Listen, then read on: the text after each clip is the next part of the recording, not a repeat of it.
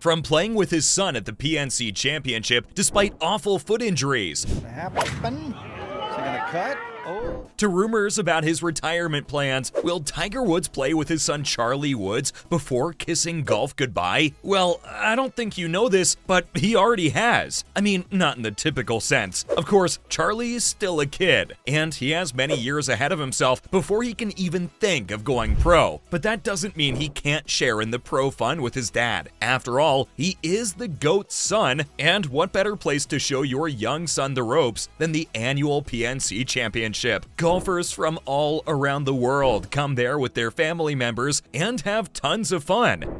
Very lucky to be out here. Beautiful shot. How about that? And Tiger wasn't going to miss this for the world. He and Charlie were at the championship twice before, and they were well prepared for 2022. In December, fans saw both son and father decked up in red, walking in perfect symmetry. Though the pair finished 8th, Charlie didn't fail to impress onlookers with his swish swing. Much like his father, everyone was talking about how similar the young Woods was to his dad. But not just in terms of skills on the court, the two were also sharing injuries. They were in pain throughout the championship, and everyone knows that Tiger hasn't been the same since his major accident. I mean, I've barely seen him play these past 2 years because he's still healing from it.